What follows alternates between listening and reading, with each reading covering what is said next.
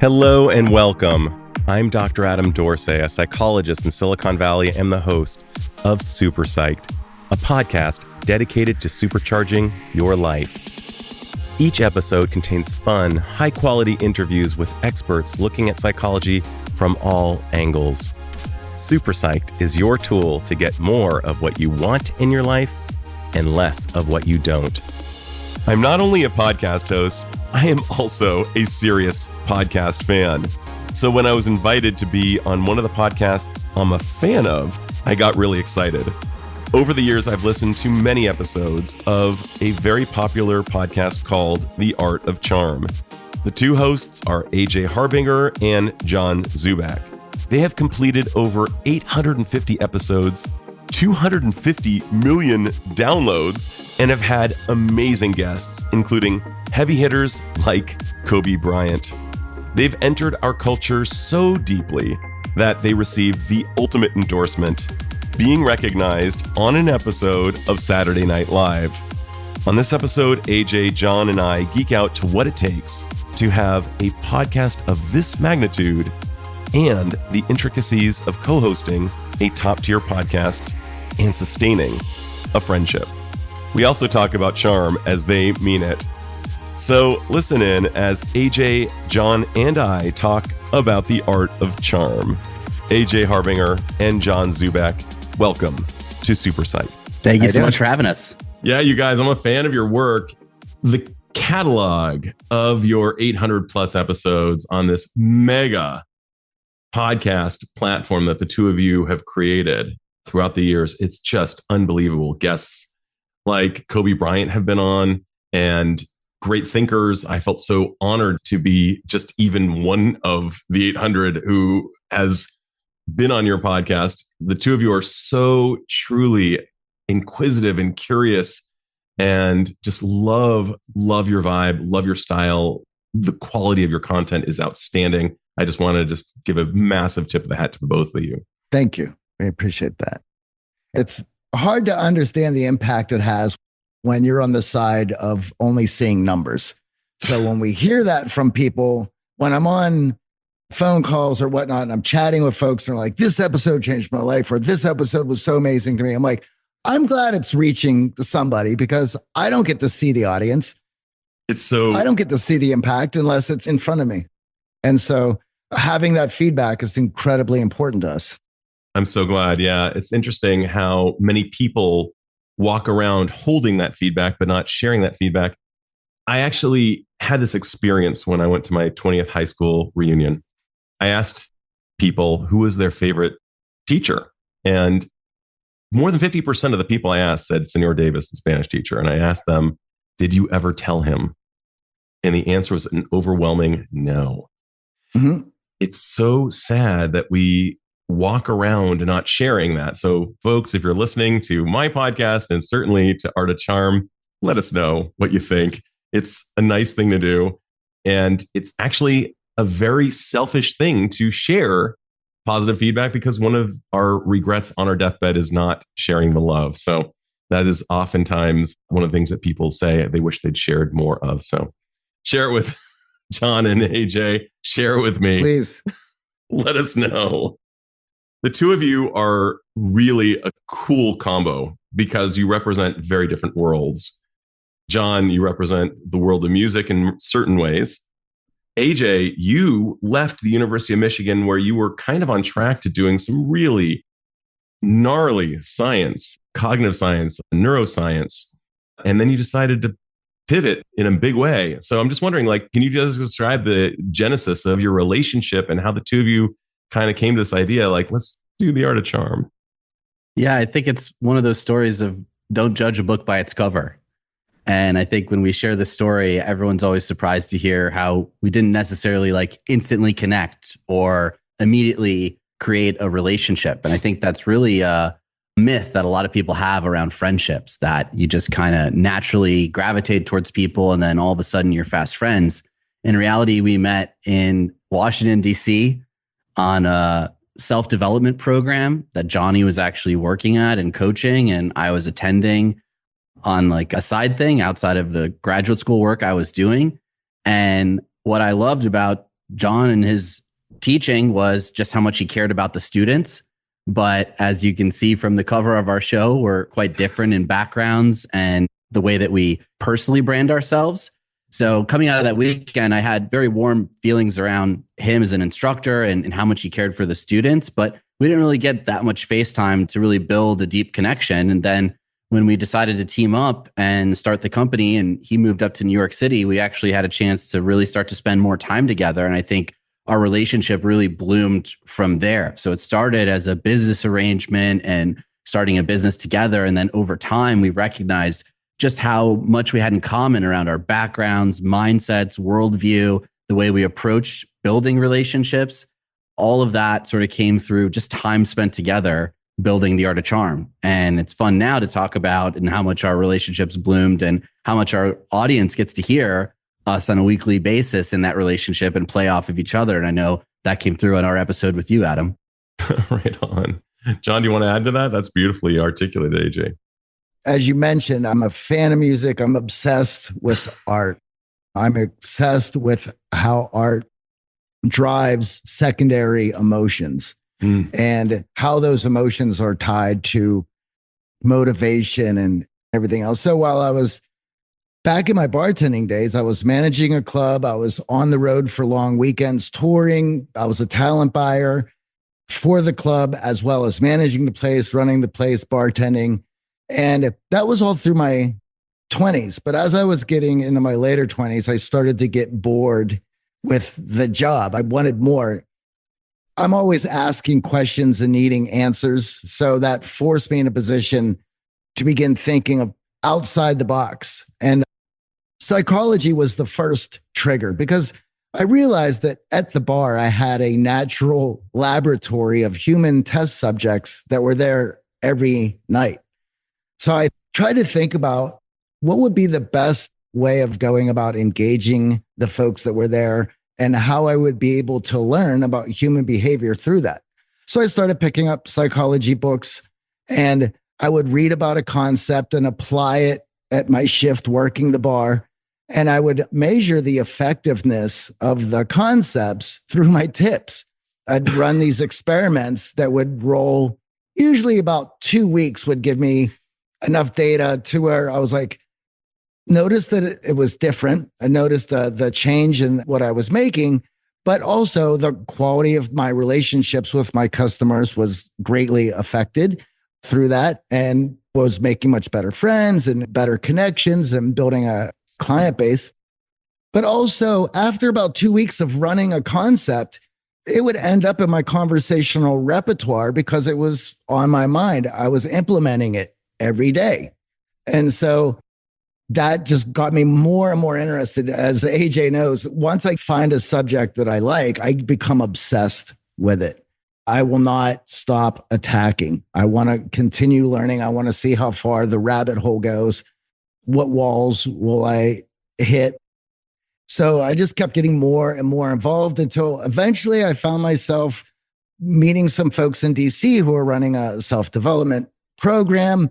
I started going up there. They had asked me if I wanted to begin talking about working at the bar and what I had learned working there. And through that, I started going up there on the weekends to work with those guys. And that's how I met AJ. I love that backstory. And John, I would be remiss if I didn't say I feel a real kinship with you around at least 3 things you said. One of which is I was reading Man's Search for Meaning when I was at a job of bank teller. And I know that sounds really funny. I was in graduate school. I hated being a bank teller at the time because I felt like they treated me like a meat-based ATM. They'd be like, cash this check, deposit this, blah, blah, blah. I see 120 people. I dreaded my shifts. While I was reading Man's Search for Meaning by Viktor Frankl, I was like, hey, if Viktor Frankl could find meaning in the worst situations in history, he would have killed to have been a bank teller. How do I make this meaningful? Almost the way you were asking yourself through reading psychology as a bartender.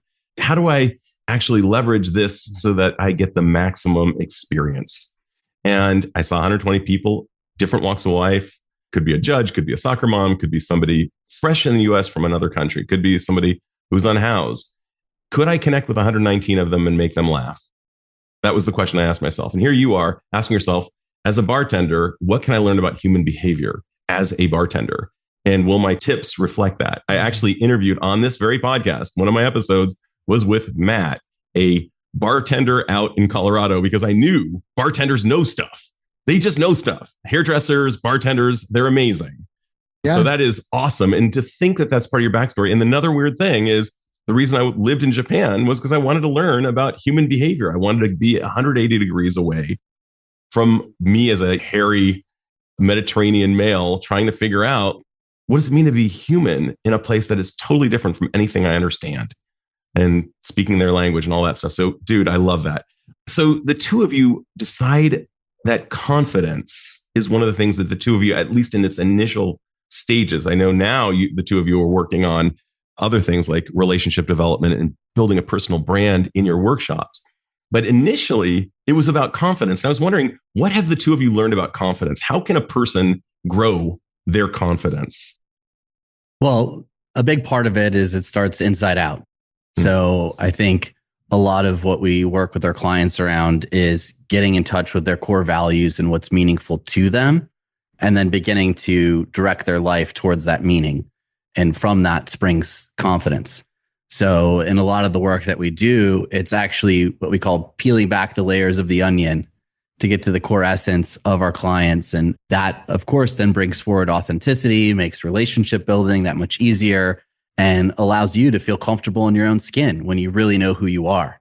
And I feel so many of our clients at times feel a little lost with who they are or what they want. And that's why me leaving graduate school, John making the move up to New York City and leaving behind his life in North Carolina, I think attracts a lot of our clients to us in our personal story of making that leap, as you said, that gut check moment of, I'm not living the life I want to be living. I'm not following the path that I'm meant to be on, taking a chance, taking a risk. And that's how we build confidence in ourselves, building the business. And we share that message with all of our clients. John, you want to add to that? That's a beautiful answer. Certainly everything that AJ said, and adding on to that, to your daily life. What are you doing in your life to build confidence every day? What are the actions that you're taking and that you're consistent in that is building up that confidence? What are the things that you are learning that you are doing poorly at, that you are slowly getting better at through consistency every day? That plays a lot, because when you realize that you can accomplish things that are going to be difficult for yourself, and you struggle and you beat those hurdles, well, that's going to add a lot of confidence. That's going to allow you to look at, well, what's the next hurdle? What's the next thing that I should be learning? So cool that you say that. I think there's no bigger contribution to confidence than a highlight reel. Knowing through historic data that you could do this thing. The things that both of you are talking about, whether it's authenticity and being true to yourself, even if it means doing something profoundly inconvenient, like leaving a really high demand graduate program, music and the bar scene, which was pretty dope. It took conviction. And the way you're describing it also, Johnny, I can't help but think it's like a daily deposit into a bank account of conviction. Every day I'm doing something that is true, and it fosters more and more conviction, which leads to confidence. Yeah, and I would definitely agree. A big part of it is not just realizing that what you're doing has to be in line exactly with what you want to gain confidence in. So challenging yourself and doing hard things in many areas of your life can create confidence in things you've never done before. So running a half marathon can lead to confidence approaching someone at a bar or asking for a raise. So a lot of times we think, I have to just get reps in what I want to build confidence in. But confidence really starts inside out. When you recognize that you've done hard things before, that next hard thing, that next hurdle you're facing becomes a little bit easier for you to overcome. I love that. It's funny. I used to do the California AIDS ride, which is this bike ride from SF to LA over the course of 7 days. And it taught me that I could write a dissertation. I know that sounds like a big, you're nodding your head. It's like knowing that I could ride 80 plus mile segments every day. It was kind of similar to writing a segment of my dissertation, and doing hard things, just like you said, so freaking important. Nothing adds to our confidence more, from my vantage point, than doing hard things and stretching yourself. And one of the things that I know about you, AJ, that really makes me smile is you're a self-described recovering introvert. And here you are as an introvert on this podcast, talking to really just a broad spectrum of humanity who have kicked major ass in various ways. Can you describe stretching yourself? I'd love to hear about both of you taking challenges that caused you to stretch your self-concept of who you are, maybe whether it's on the podcast itself or outside the podcast. I think in a lot of ways that introversion held me back. So I know there are a ton of introverts listening who love being introverted and revel in their time away from humans. But in a lot of ways, I was running from opportunities because my introversion was holding me back. And that first challenge was in graduate school. So after undergrad, all my friends moved away, took jobs on Wall Street, went back home, went to grad school out of state. I stayed at Michigan. So I went to undergrad and grad school there. And I found myself with no social circle all over again. Now with graduate students who were very type A, who felt like they already had a plan. And I fell into my graduate school work because of a project and a professor and a mentor who was really pushing me to attend graduate school. So in that crisis of facing imposter syndrome, self-doubt, that negative voice saying, why are you here? What are you doing? This isn't meant to be. I decided to start recording a podcast, and that became ultimately the company. But taking the leap of just hitting record and putting my voice out there and sharing that story of what I was dealing with, recognizing that there were a lot of other people listening to that who are also dealing with those same challenges and feeling that self-doubt that was holding them back in their dating life, was holding them back in their social life, holding them back in their career. And now coming out the other side of it, starting the show in my 20s, now being in my 40s, there's tons of small victories all along the way, small challenges that I faced or I put in front of myself to build that self-confidence that allows me to break through now, even when my introversion is saying, why am I here? Does anyone really care to hear this story? Is there other things I could be doing? So I laugh at that because I get a lot of listeners write in and share, oh, well, what's wrong with being an introvert? There's nothing wrong with it, but I knew that it was holding me back from chasing my dreams and the reality that I wanted to be living in. And recognizing all the science behind how to break through, build that confidence in myself, and the psychology behind it is largely why we started the show and why the show continues. And I think what comes through for both Johnny and myself is we are ceaseless learners, and we're honored to have guests like you on and share your experience with our audience and learn from you. And I think everyone that we've had on the show and their expertise has impacted my life personally. And before I go to Johnny, I'm going to just say I really vibe with the idea of stretching ourselves as it relates to introversion and extroversion. I'm a recovering extrovert. I had to learn how to dial it back. As a psychologist, when I lived in Japan, which is a far more introverted and introspective society, I've had a lot of friends who've shown me the values of introversion. So from where I sit, introversion, extroversion, these are just qualities and they're fine in and of themselves. The question is, do they impede our abilities to get what we're looking for by living in that box? And if so, can we stretch them? And as a therapist meeting one-on-one with people, if I came out like, hey, everybody, let's talk about your depression, that's not going to work. It's not an opening monologue from Robin Williams. You can't do that. So I really appreciate just stretching whatever it is that might be impeding our ability to get what we want or become who we want to become. I love that. Anyway, Johnny, what have you stretched, man? Well, Adam, I think you'll be able to relate to this, which is as a musician, if you love playing music and you want to get on stage, you will soon learn that what you do in your bedroom with a guitar and what you do in that practice room with a guitar and what you do on that stage with a guitar, they're all different context. Wow. And once you realize we've been practicing as a band for 6 months and now we have a show and we sucked. Why did that happen? Well, because we weren't in the practice space. We're now on a stage. It's contextual. So you have to learn how to be a band on stage. You have to learn how to play your songs on stage in front of people. And so once you're over that hurdle, you begin to realize that that's how everything works. And so talking about self-development to a bunch of people that had paid a lot of money to be in a room to get a desired result, well, that was terrifying. But there's only one way to learn how to do that. And that is to go up there and fumble around and be clunky and hope that they like what I had to say. And the only way that I knew that I was going to get through that was, well, I may be clunky up there. I may be nervous up there. They may see me sweat up there. But as long as my passion comes through for the topics that I am discussing and that the desired result is for me, for them to learn and understand what I have to say by the end of this, then we're going to get through it and it's going to be okay. And so, again, I had to learn how to do that. And it just continues from there. So you just look for the next challenge. You go, okay, I'm going to go suck at this for a while, but I enjoy it. So it's not a big deal. And of course, because I love reading so much, I had every autobiography by every band that I ever loved. And I have to hear about how they were terrible and how they couldn't get it together.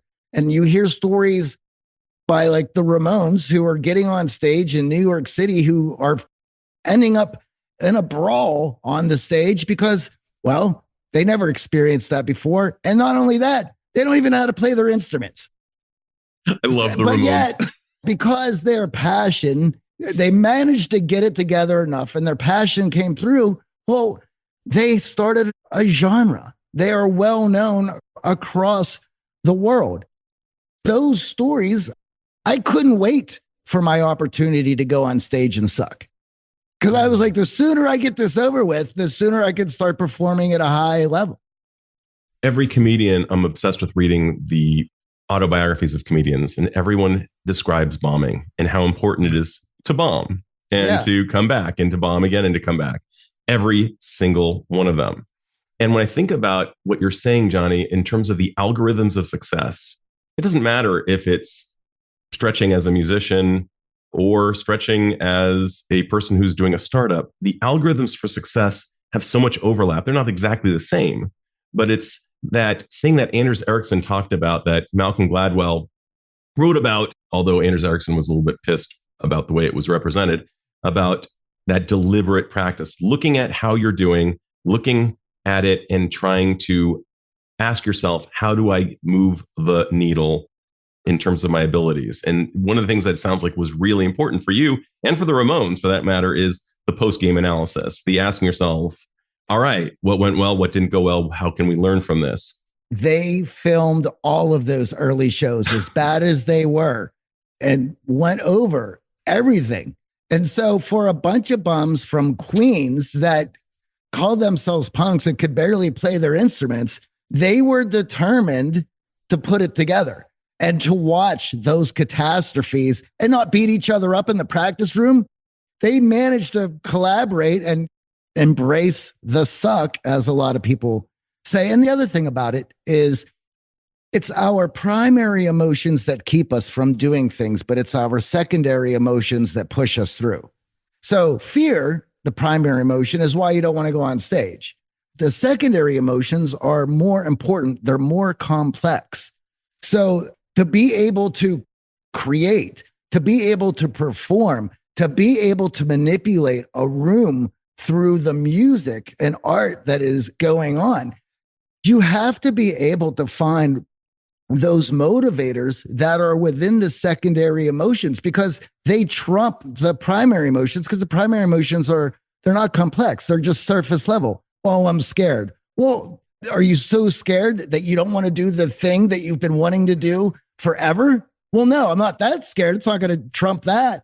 Okay, well, then I'm going to go up there scared and fumble away, because the other side of that is much greater. The other side of that is everything that I want.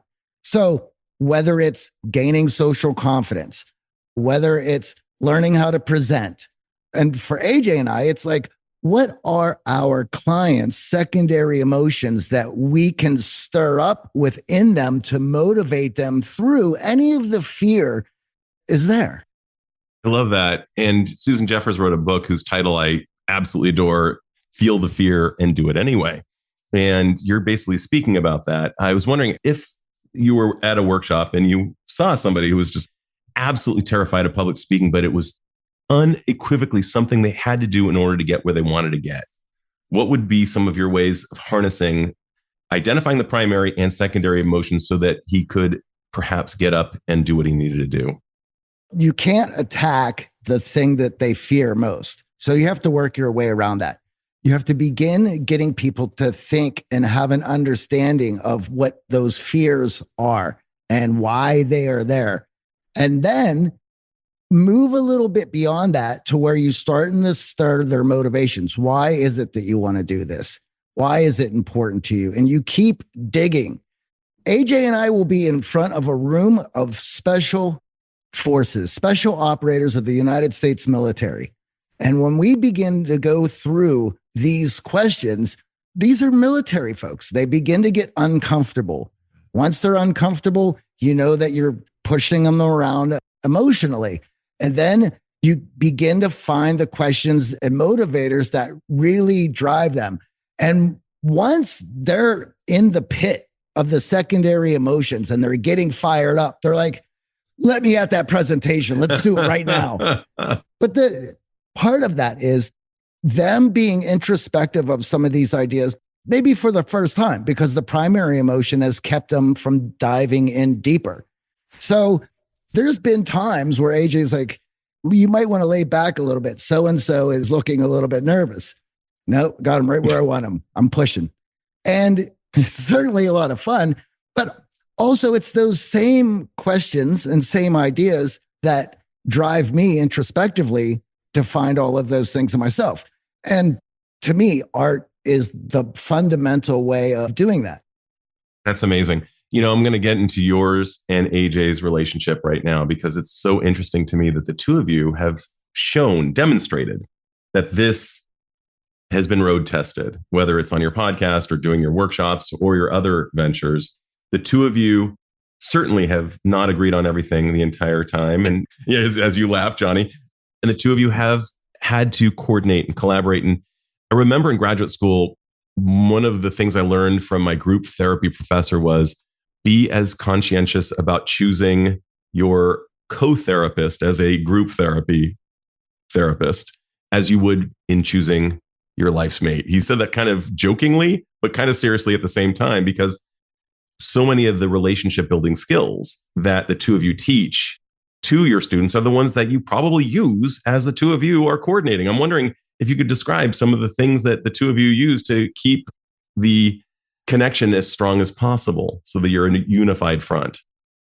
A big part of it is recognizing that growth is at the center of everything that we do personally and professionally.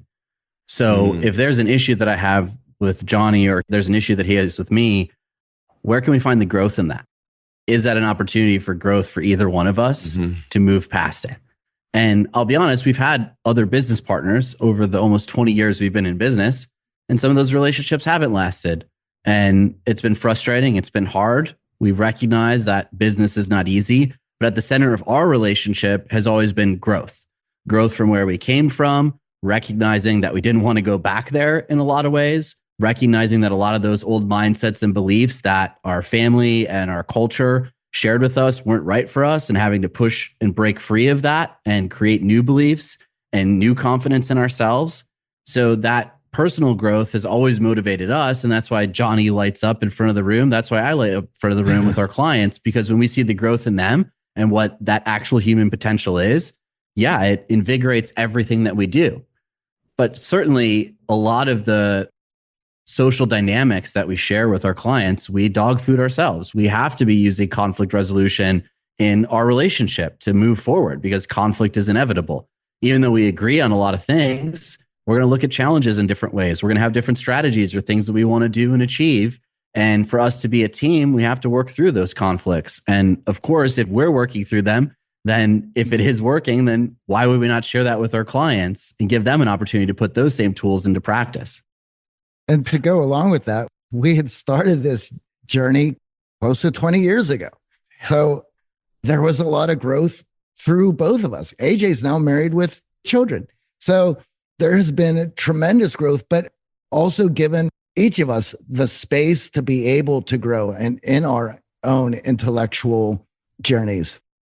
That's amazing, both of you. I'm wondering if you could share some of the perhaps communication methods that you use when you are co-facilitating a course And there might be a slight difference of opinion, like what you were saying a moment ago, like, oh, that guy's really scared versus, you know what, he's exactly where I want him to be. How do the two of you engage so that there is a communication that transpires, even if the attendees might not be necessarily aware of it going on? How do the two of you sync up?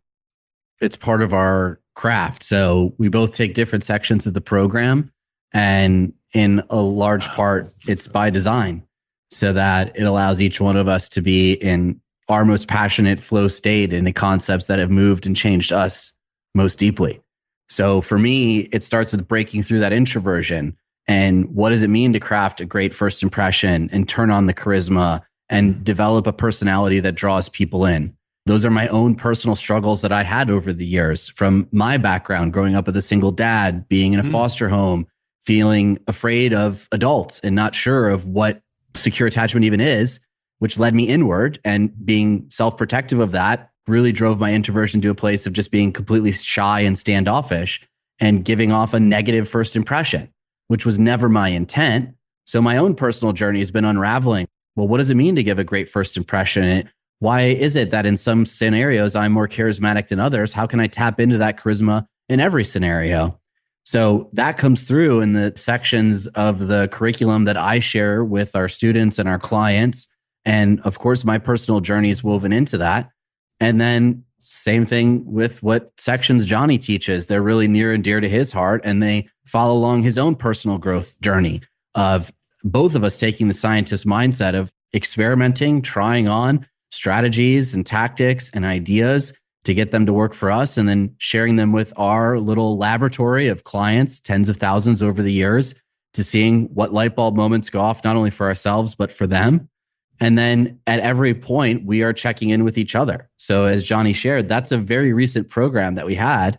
So we've been doing this almost 20 years, and we still check in. Hey, is that client moved? Is she responding well? I don't know. I don't think that he's picking up that concept. Okay, well, let me give it another turn, or let me share it in a different light in my section of the program, so that at the end, our ultimate goal is to deliver for everyone who's in attendance in a meaningful way.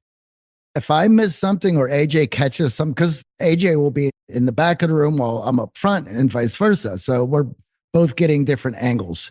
And if I'm up front, I'm watching faces and things like that, but I can't keep my eye on everybody. AJ's in the back. He's watching what's going on. And he might come to me at break and saying, hey, I don't think so-and-so is getting this concept. Cap it with this. Got it. And I could do the same for him. Or he might see that somebody's not catching something. So when he goes up front, he's going to drill that in to cover for what they didn't catch from me. But at the end of that course, everyone's going to get capped, tell you that much.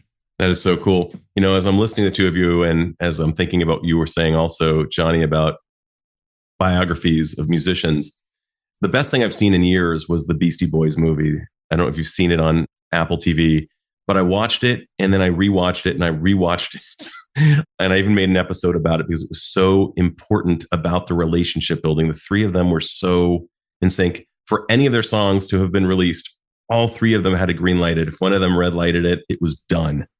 And I just thought that was incredible, especially given how long their relationship lasted and how good of friends they were, even through the peaks and valleys of it. Something that you've been talking also about has been kind of first impressions and charisma. And I'm thinking, I'm also going to sound like James Lipton from Inside the Actors Studio, because I want to know from both of you. Yeah, I don't know if you've ever seen Will Ferrell portray him on Saturday Night Live, but it's like one of the funniest things ever. What is charm? I think it's one of those terms that draws you in. And it worked really well at the very beginning for branding, because I think a lot of people had a lot of different definitions of charm. But ultimately, in my mind, it means leaving a lasting impression on someone that goes beyond just that first impression.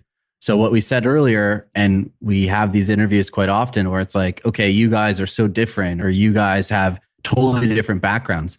But in actuality, over the almost 20 years of working together, we realized that we're way more similar than the self-labels and labels that others put on us.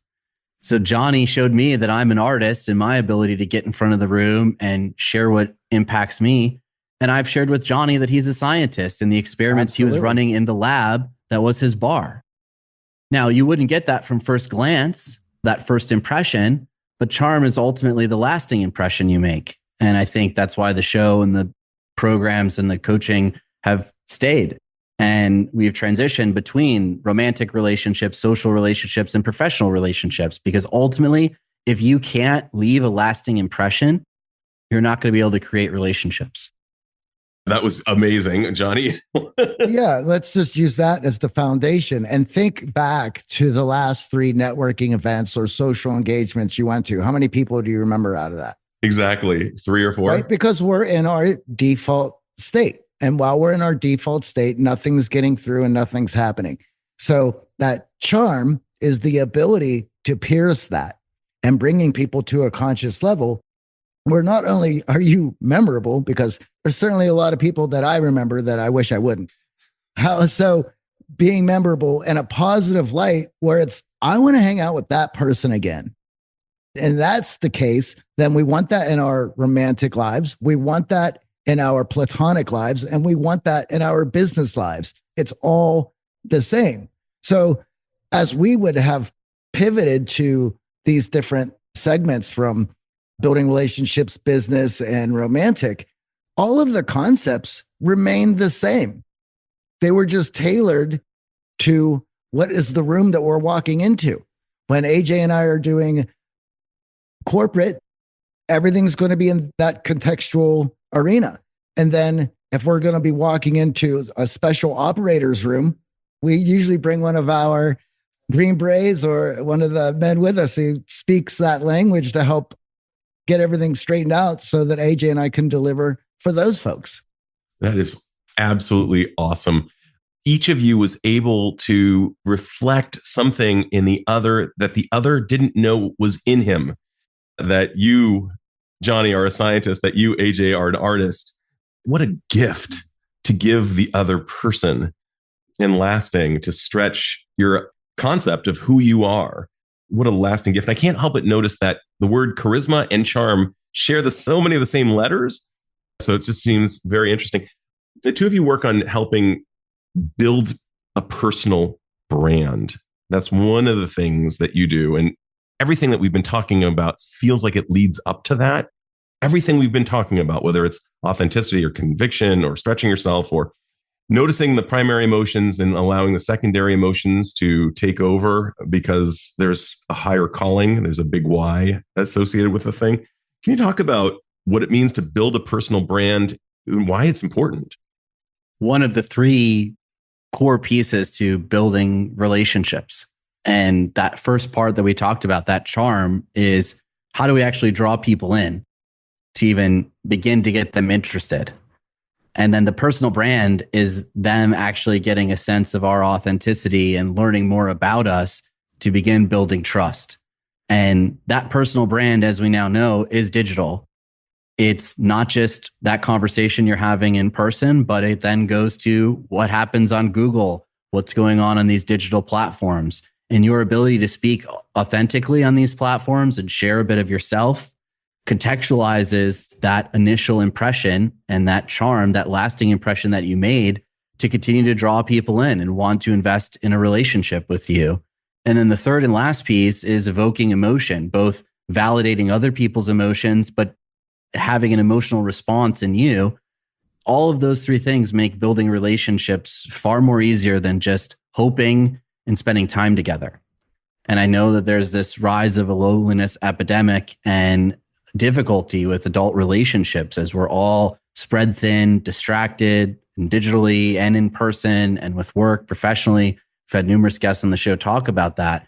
But when you really recognize that if I can make that lasting impression and I can have a personal brand that when people think about me, they know a bit more than just what I was able to share in that initial conversation, and I can evoke some emotion by validating what they're feeling and showcase some of my emotion, those 3 things lead to them, as Johnny said, wanting to spend more time with you, seeking you out, inviting you to things, investing in a relationship with you.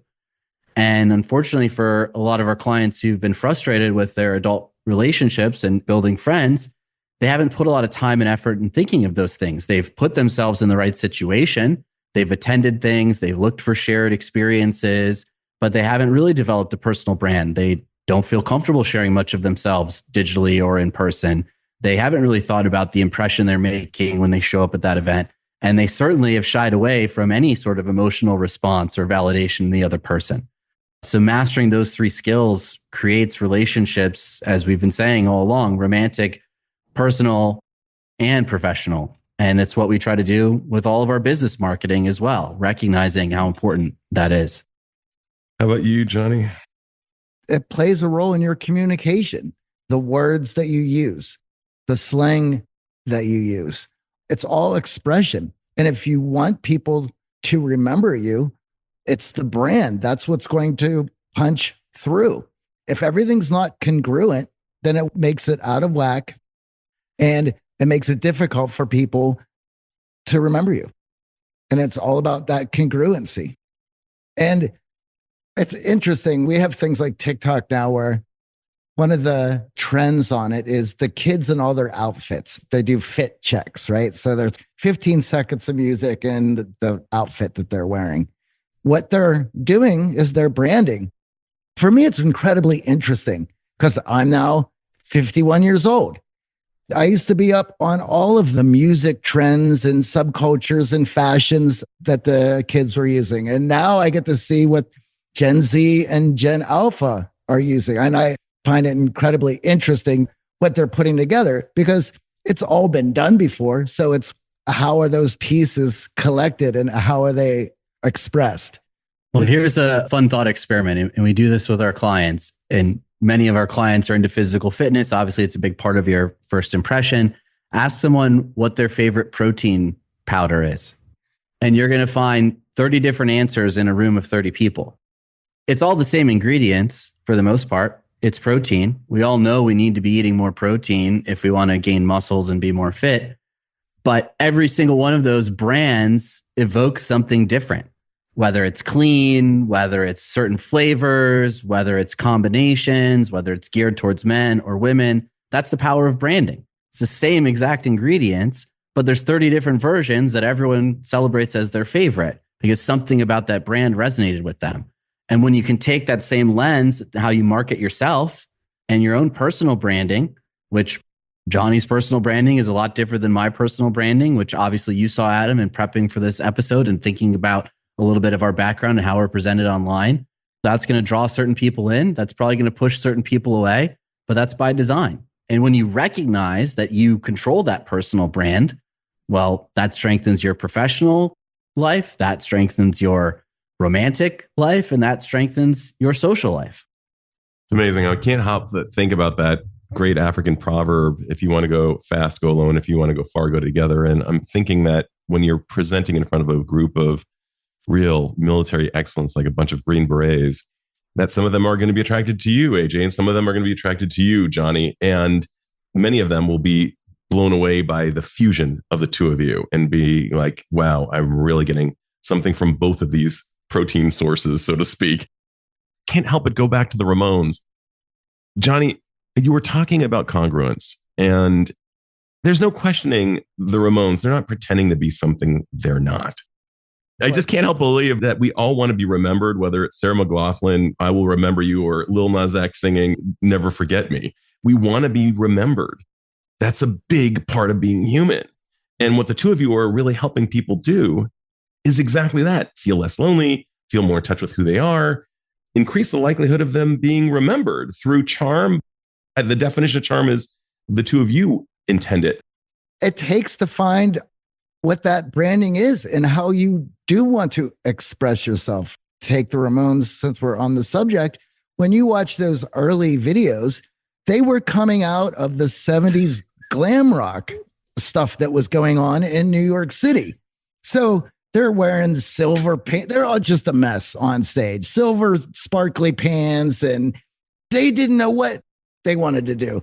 And Johnny eventually said, screw all of this. We're going up there and when we're just going to look like what this word pump, right? We're going to look like a bunch of street kids, leather jackets, jeans, and Keds. That's bowl haircuts. That's what we're doing. No more of this leather pants and sparkly this, but it took a while to get there. And that's what a lot of people have to understand, that branding is just not something that comes to you. You're going to try out a few different things to find out what it is that allows you to feel your most confident and express yourself fully. That congruency doesn't come right out of the package. It takes time, and you have to give yourself permission to make some mistakes with it. Bro, I love that so much. We have to give ourselves permission to make mistakes with it. Yeah, that was a belly flop. Next. Absolutely. AJ, looked like you were going to say something. I just love geeking out on this stuff. And I know that it honestly lights Johnny and I up to get a chance to share this with more than just our audience, because I do feel so bad for those who are struggling in this loneliness epidemic and wondering why things aren't working to their advantage, following just classic advice of just show up and do things that you like. But it's more than that. You actually have to present yourself in a way and communicate who you are authentically to draw the right people in. And what you were sharing earlier, exactly that. We have our own personal brands in front of that room that are on display, and immediately some in the room resonate with one of us. But by the end of it, they're all resonating with both of us. Yeah. Oh, that's so cool. That is so cool. And in so doing, they're stretching because they're going beyond their initial concept of who you are. And they're realizing that within them, probably there is a Johnny, there is an AJ as well. In as much as there's an artist in you and there's a scientist in Johnny. That's amazing. I got to ask this question because if you guys had a coat of arms, curiosity would be one of the words, I think. And so since both of you are such curious souls and have read so damn much and have talked to so many people with different perspectives, I'm wondering, when you think about a book that has really informed you without thinking too much, which one comes to mind? I know there will be a bunch that you won't be able to utter, but what's the first one that comes to mind for each of you? Yeah, for me, I've shared this numerous times. It's Adam Grant's Give and Take. Ugh. As a recovering people pleaser and recognizing that I was feeling jaded by giving and being taken advantage of, it really clarified for me in a way how to give that is meaningful, but also doesn't put me in a situation where I feel taken advantage of. And it's one of the recommended readings for all of our clients because it's just so powerful. Such an Adam Grant freak. I could not agree more. What a great book. How about you, Johnny? For myself, early on, I was dating this girl and she had a book on her bedside table that she always kept there. And I kept seeing it. One night I actually picked it up and decided to start reading it. And it was called The Art of Possibility. Benjamin Zander and his wife wrote it. He is a Philharmonic Orchestra conductor. And it was a mindset book. And this had led me getting into belief restructuring and mindsets and all of these paths that I'm obsessed with to this day, ideologies and philosophy. And it just moved me in a way of, yes, you are a human being, but your mind is capable of all these things. And if you understand how to use your mind, then you're going to be able to overcome a lot of stuff in life. It just shaped how I wanted to operate after that. Wow. Well, I am definitely checking that out. I've never heard of it and I'm already sold. It's a fun book.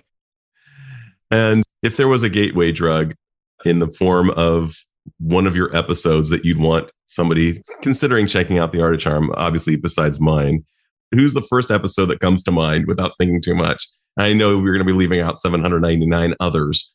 Well, I mean, we would be remiss if we weren't tooting our own horn with our toolbox episodes where we dive into the concepts that we share with our clients and students. So, and we've released numerous of them over the years addressing the loneliness epidemic, likability, networking, how to build a great first impression. So any of those toolbox episodes are chock full of the science that's moved us and the concepts that we share with our clients because they are so impactful.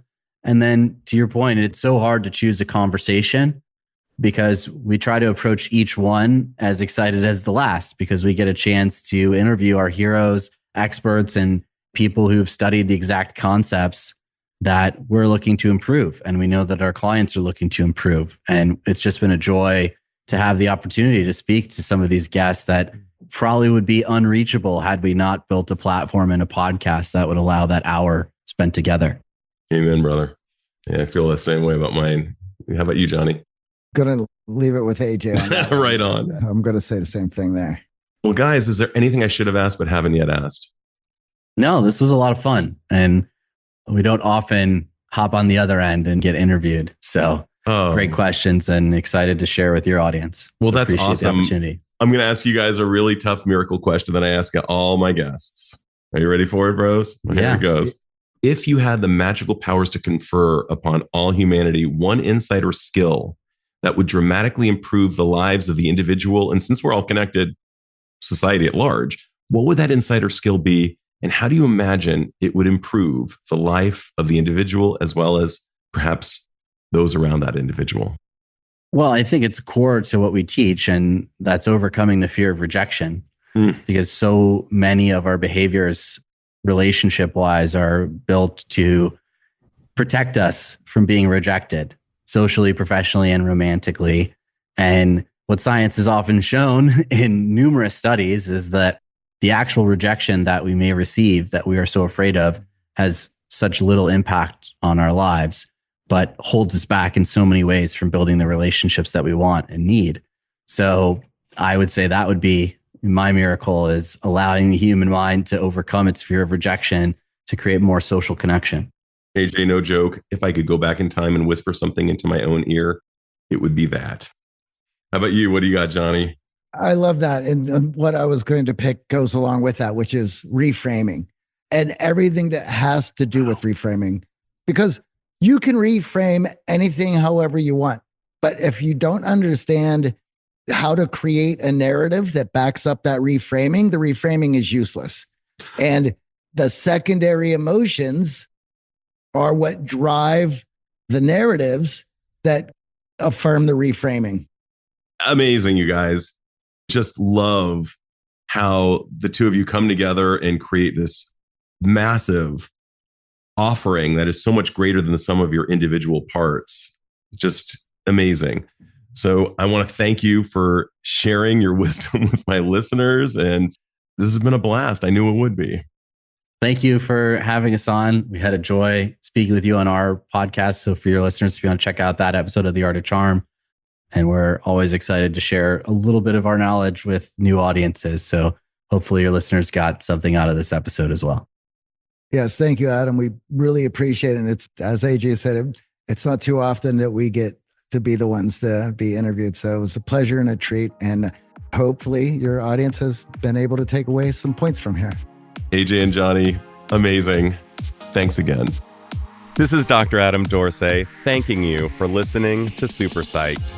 If you know anyone who might like it or who might benefit from listening, share it. And if you like the episode, please hit subscribe.